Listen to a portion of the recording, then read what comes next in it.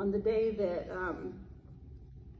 she went to the hospital for the first time about her cancer, she thought it was nothing. She thought, you know, she'd had a period for about 3 months, and she was just going to go, thought maybe she'd get on birth control or whatever. And when she told me that, being a mom, I was like, no, I'm going with you. Thank God I did. So she went in and she saw Dr. Cheatham, and she comes out and she tells me, Dr. Cheatham said you can come back now. And I'll never forget the experience. And it is actually the first chapter of her book. This is the first chapter of her book. It says, "Sweetheart, I think you have cancer." Right before those words came out of her mouth, she unwound her stethoscope from her neck and gently laid it on her desk, then shrugged out of her lab coat and tossed it across the chair. She sighed when she sat down on the rolling chair and scooted it across the room so that it was by my side. Much like Mr. Rogers, if you're old enough to remember him, he always walked into the room and switched roles, subtly and symbolically. As I watched her do the same, a chill went down my spine, and instantly I started to shake. That's who you guys are. Like, Dr. Cheatham was able to, in that moment of saying, "Sweetheart, I think you have cancer," she became her friend instead of her doctor. Along with being her doctor, she was able to show her compassion.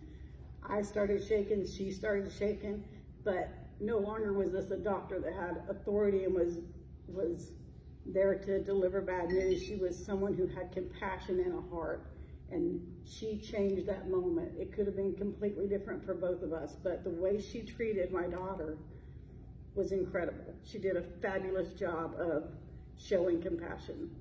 And I will say that throughout our experience with the Claremore Indian Hospital, the doctors and nurses in the OBGYN, Dr. Bishop, who I would give my life for Dr. Bishop. I believe he is the most incredible doctor I have ever met. If I was a billionaire, he would be my personal doctor. I just think he's amazing, who he is and how he practices, but he was her doctor as well. Not at that time, she didn't have a primary care doctor. He became her primary care doctor. But throughout her experience through that and then the cancer center, she was treated incredibly well. She went through radiation and chemo for her first healing. After, you know, she didn't get really sick. She did really well throughout that process. She was given a clean bill of health. About 3 months later, she did a PET scan, and she read the report online before she actually saw her doctor, which, if you know Chrissy, she would do that. I can remember her walking down the hall, shaking with a piece of paper that she had printed off the computer, and she said, "It's back." And we went out on the back porch, and she sat there and she looked at me, and she couldn't believe that her cancer had returned. It went against what she believed God had done in her life. And so she sat there and she said, "Mom, I'm never going to walk down the aisle to a man that loves me. I'm not going to be there for Audie's wedding."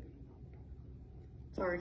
And just went through a list of things that she wasn't going to be able to do and participate in, because now she knew. She was a researcher, and she had done enough research to believe that when cancer comes back, that she would end up with a colostomy bag and all of the stuff down there would be removed, and that, you know, she would have catheter and the different things that would happen and could happen because cancer had returned.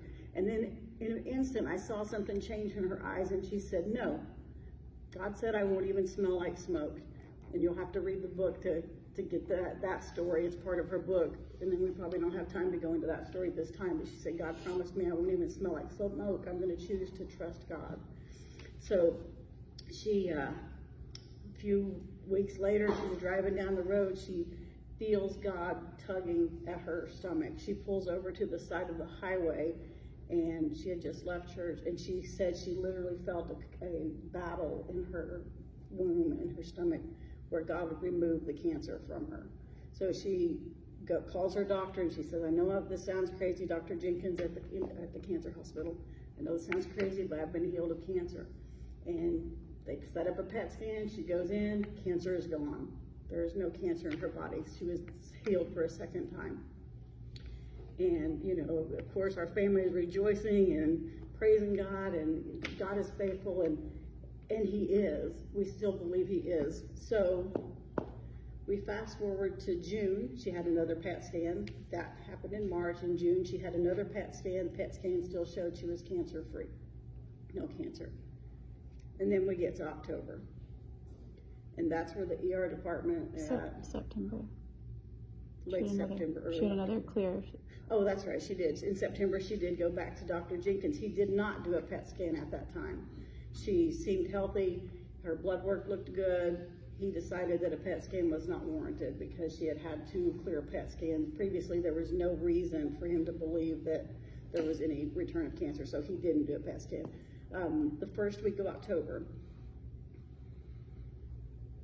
I'm going to stop and say this first. While I say that every other area of the hospital at the Indian Hospital has been wonderful to us, the ER is a different situation. There are issues in the ER that need to be addressed still to this day. And when, I may be jumping ahead of myself here, but after Chrissy passed away, and well, let me go back to there. I'll start back over where I was. But so we come in October the 6th. We came in. Chrissy and I both thought we had COVID. She had a severe headache, and I had no taste in my mouth. We were in rooms across each from each other. We were there at the same time, and I had the kindest nurse come in and treat me. And Chrissy, who had the same nurse, had a nurse that was not kind to her. And I don't understand that. I don't understand the judgment that she had. Maybe it was because she was really thin and had on baggy clothes. Maybe it was because she was young. I cannot, and I think about it way more than I should. I cannot comprehend why this nurse came in and was so kind to me and so unkind to my daughter. She didn't realize she was my daughter, but Chrissy said that the first thing she did when she was complaining about a headache, she told her we don't give narcotics to people with headaches, like she was a drug addict. No, she was a cancer patient. And she told her, Chrissy almost passed out, and she told her, I don't have time for your theatrics. And then at one point, Chrissy threw up, and she was irritated, outwardly irritated. She didn't speak her irritation, but you could see the frustration that she had to clean up the vomit that Chrissy had done. And Chrissy's like, I'll clean it up. Like, she tried to help the nurse. So, but at the same time, the same nurse was coming in and seeing me, and she was happy and asking how I was doing, and like doing the swabs on my nose. I don't understand. Only you guys know what makes you judge one patient over another. But I asked this nurse, Chrissy's texting me, and she's saying, I don't understand why she's being so hateful. So I asked the nurse when she walked into my room, how's that girl across the hall doing? And she said, oh, that girl, and rolled her eyes. And I said, that girl is my daughter, and she's really sick. I wonder how she would have treated her if she had known 10 days later, she would be dead. 10 days from that visit, she was gone. So we leave there, we're both tested for COVID. Mine comes back positive, hers comes back negative. We wait about a week and we went back to the ER. I'm not able to go back with her because of COVID restrictions. She goes in, it's the middle of the night. I still have COVID. It's the middle of the night, and she said, Mom, I gotta go to the hospital. Something is really wrong with me. And I said, okay, I'm gonna have Ted, which is her stepdad, take you because I have COVID. And she started crying. The girl's 38 years old, and she's crying because she wants Mom to go with her. And I told her, I'm going. I have to sit in the car anyway, but I will be in the car waiting for you. So I go to the hospital, sit waiting in the parking lot while she goes in, and she comes out, and she's got tears rolling down her face, and she said, they said it was a sinus infection, and they gave me some antibiotics. We take her home, she tries the antibiotics for a week, no relief. She goes back to the ER. I take her back for the 3rd time. The 3rd time they tell her that it's probably just migraines, and that they give her some kind of medication for migraines. Another week goes by, and it's a Thursday, and I kissed her on the forehead at 11:30 at night, and she's holding her head like this, just holding her head up. For days. And sitting on the couch, which is odd because she hadn't been out of bed for a week. She stayed in bed with this headache, but she was sitting on the couch holding her head up. It was because Trump and Biden were on TV that night opposing rallies, and she, was watching those rallies.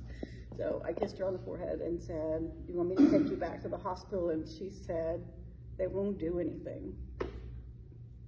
They won't do anything." She said, "I made an appointment. I called the hospital today, or made an appointment with Dr. Bishop for next Thursday. That's as soon as they could get me in. I'll see Dr. Bishop next Thursday." And I said, "Mama loves you," and I kissed her goodnight. And I found her dead on my couch the next morning. Walked in to wake her up, and it was really strange because she had never slept on the couch before. And we had a busy day. We were all going to do a photo shoot, and she was supposed to be involved in that. But I passed her room and she wasn't in it, and I said, "Where's Chrissy?" And somebody said, "I think she's in the back bathroom." So I go ahead and I'm getting ready, and 10 minutes go by. I'm like, "Where's Chrissy?" And somebody said she's sleeping on the couch. And that is the first moment and so I go in, and she's got on my fuzzy pink robe, and it's over her face, and I pull it back, and her face is blue. And I start screaming her name and shaking her, "Chrissy, Chrissy, wake up, Chrissy, wake up." And her daughter, who's 19, comes running down the hall. "Mommy, mommy, mommy." And I mean, I have picture memories of what happened after that. I can't go back and give you a full detail, but I see us pulling her off the couch. I see us performing CPR. I see me laying beside the couch, begging God, "Just breathe. It's your breath in her lungs, God. Just breathe. It's your blood in her veins. Just pump the blood. Please pump the blood." And so we go through that. She goes to the hospital. They tell us then it's a blood clot. They believe that she's had a blood clot that has killed her. And it wasn't until about 2 months later I get a call from the lady from the coroner's office, and she's crying. And as she asked who I was and confirmed with my information, and she said, "I went to bed last night crying about calling you today. This is the hardest call to make." And she said, "Are there any other medical records out there? Any other doctor that she's seen?" And I told her no, there were no other records. And she said, "Nobody ever told this girl she had brain cancer?" And I about wrecked my car. I was like, "What?" And she died because she had 2 tumors on the front of her brain that pushed her brain down into her spinal column, and that's what killed her.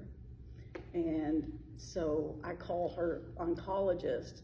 Well, I actually had an appointment with Dr. Bishop that afternoon, and I spoke with him. He was flabbergasted, blown away, and went back through the records and said, "Why wasn't a CT scan done?"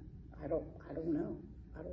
She was there 3 times in 3 weeks, and nobody thought to do a CT scan on a cancer patient who had headaches for 3 weeks. I don't know why. So I called her oncologist and asked him, "Why didn't you do something? She saw you 4 weeks before." And he said, "I had no reason to." He said, "If I had had any indication that she had had a headache, the first thing we would have done would have been a CT scan." And the next day, he said, if we'd have found the tumors, the next day we would have removed the tumors. And I can't promise you she wouldn't have died, but I can promise you she wouldn't have died the way she did. So here we are today. It's been 9 months now, almost 10.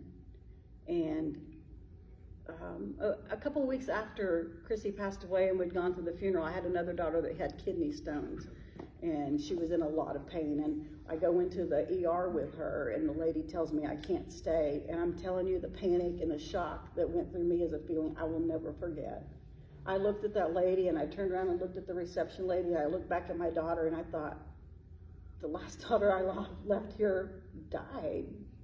She died. And so I told her, I'm going to the administration office. I will be back. I will be in there. And so I did. I went over to the administration office. Wonderful people in the administration office. Everyone was so compassionate and so caring. And a point after that, I asked for a board meeting with the board, and my family came in and we spoke with the board because, you know, lots of people said, oh, you should sue. What good is that? I mean, yeah, you can put a few dollars in my pocket. That's not gonna help Chrissy at all. But Chrissy's life can mean something if her story means something to all of you. And you take that extra minute to think, what if it's not just a drug addict? And I know you guys deal, especially in the ER, you probably see people in there every day who want pills or shots or whatever, I don't know. But what if that one person that you're dealing with that day is there and only has 10 days left to live? What if you miss that? Because somebody did. I still don't know who the doctor is on any of those 3 occasions. I used to want to know, now I don't care who the doctor was because you all are just humans. You're humans like I am. I'm a mother of 9 kids. 2 have passed away now. I have a 15-year-old daughter at home who Chrissy actually gave birth to and I adopted at birth, and she was there that morning too. She needs your prayers. If you're a praying person, please pray for Sarah because it's tough. It's tough. And for Adriana, her oldest daughter, it's tough. I don't know. My life goal right now is to make sure that they can regain their faith and that they can survive the trauma of what has happened to them. But Chrissy, if Chrissy was sitting here right now, first of all, she'd make some kind of joke and make you all laugh because she'd want it to be lighthearted. And she'd say something she shouldn't say, something totally inappropriate and make you all laugh. And she would say, look, I'm in heaven now and I'm happy and I'm with my Savior and, you know, I'm cool. Everything's fine. Don't be so upset. And she would say, just look a little harder next time. Just think a little longer next time. And for God's sake, don't treat a cancer patient like a drug addict. That is the most painful part of this whole thing for me. I know where she is. And I know that the Bible says in Psalms 139 that our days are numbered. And you guys have a lot of control, but you're not God. And you're not blamed for her death because her days were numbered before one of them ever came to be. But her life can mean something. It can mean something to the patients that you treat. It can mean something to the next person that comes out to their mom's car feeling like they've been treated like a drug addict, in so much pain, begging for you to just take a look and figure out what's wrong and save her life. You can make that difference. You can be that person. That's what you signed up for. That's why you went to school. That's when you were in high school and you thought, man, I'm going to be a nurse or I'm going to be a doctor or I'm going to help people. I'm going to save lives. Yeah, it's tough out there for you all right now. It's tough. People are sick. People are tired. You guys are tired. We get it. But outside of God picking her day to die, you could have saved her life. She could be the one sitting here telling the story today.